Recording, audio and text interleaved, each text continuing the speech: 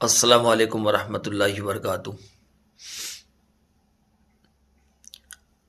آج میں نے فضائل صدقات میں ایک واقعہ پڑھا، اور اس وقت سے اب تک میرے دل میں ایک عجیب سا ایک منظر ہے۔ ایک بزرگ نے اپنا واقعہ سنایا۔ اس نے کہا کہ ہم دو ساتھی تھے جو پہاڑ میں عبادت کرتے تھے۔ ایک ساتھی کے جو کھانے پینے کا انتظام تھا وہ یہ تھا کہ وہ اللہ کی عبادت کرتا تھا، لیکن صبح شام گھاس وغیرہ یعنی اسی سے گھاس وغیرہ کھا کر ہی اپنا وقت گزارتے تھے۔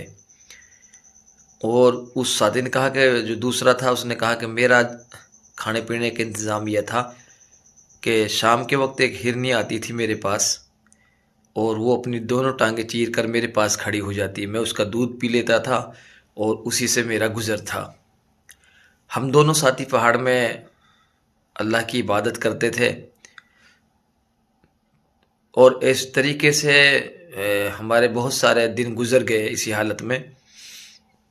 ایک دن یہ ہوا کہ ایک قافلہ آیا،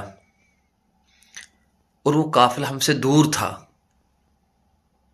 قافلہ سمجھ رہے ہیں نا؟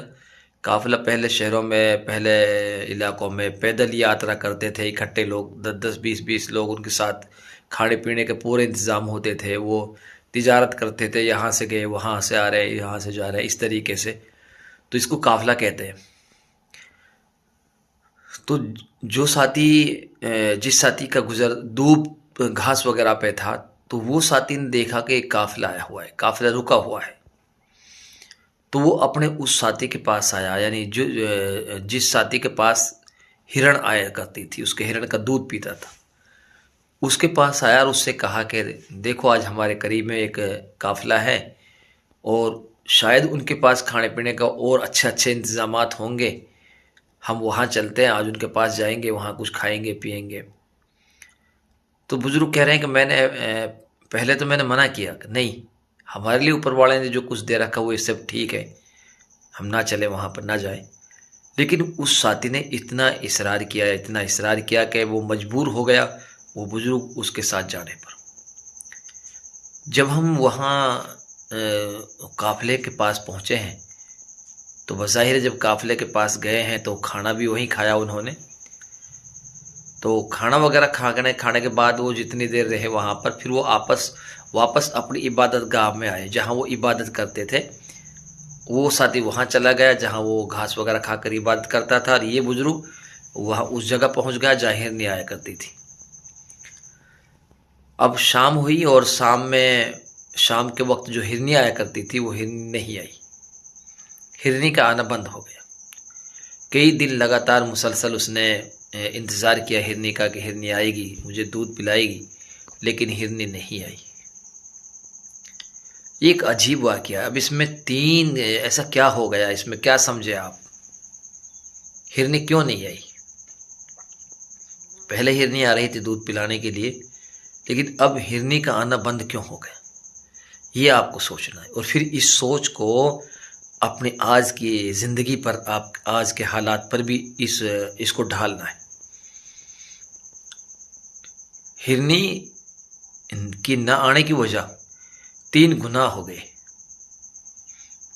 ہرنی کا آنا بند ہونے کی جو وجہ ہے وہ اس کے 3 گناہ ہو گئے۔ ایک تو یہ کہ جو اللہ پر بھروسہ تھا، توکل تھا، وہ ٹوٹ گیا۔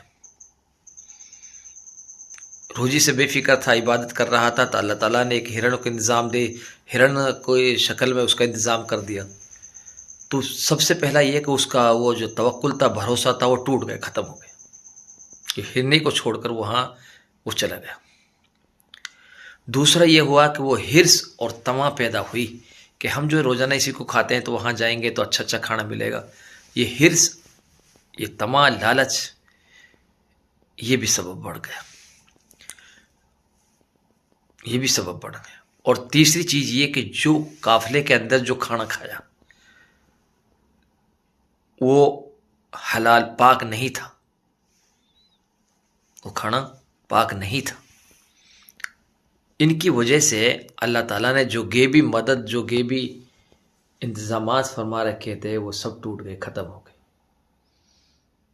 آج ہم سب کو ضرورت ہے کہ ہم اللہ پر توکل، ایسا مضبوط یقین بھروسہ کرے کہ اللہ تعالیٰ ہمیں غیب سے روزی مہیا کر دے۔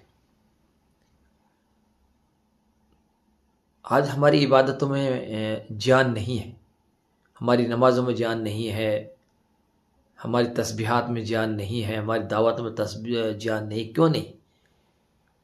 اس لیے کہ ہم نے حرام اور حلال کو پہچانا نہیں۔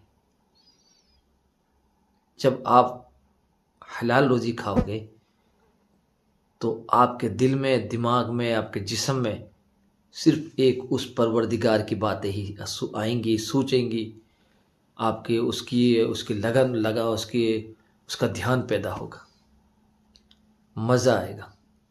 لیکن جب حرام کی روزی جائے گی تو نہیں قرآن پڑھنے میں مزہ آئے گا، نہ ذکر و اذکار میں مزہ آئے گا، نہ نماز میں من لگے گا، اچھی باتوں میں من نہیں لگے گا، عیاشی کی طرف جائیں گے، عیاشی کی باتیں سوچیں گے، کریں گے۔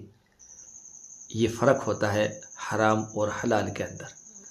ہم سب کو اپنے بچوں کی، اپنے بچوں کی، اپنے سماج کی، اپنے گاؤں کی ہمیں سب کو فکر کرنی چاہیے کہ ہمارے بچے تجارت کریں، ہمارے بچے غلط راستوں کو چھوڑ دیں، ہمارے بچے نوجوان نشے کی لتوں میں پھنستے ہی جا رہے ہیں۔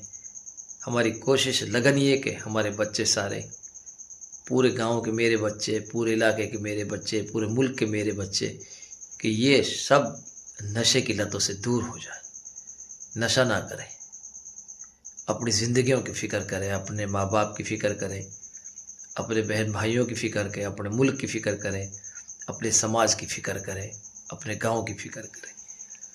آج اس لیے آپ کو ضرور اس واقعے کو بار بار سننا ہے اور آگے بھی آپ کو بھیجنا ہے، کہ ہو سکتا ہے آپ کی ذہن میں باتیں نہ بیٹھیں، لیکن جس کو آپ یہ بات پہنچائیں گے، جس کو یہ واقعہ پہنچائیں گے، تو شاید کہ اس کے ذہن میں کچھ بات بیٹھ جائے اور اس کی زندگی بدل جائے۔ بس پھر ہوگی آپ سے ملاقات انشاءاللہ۔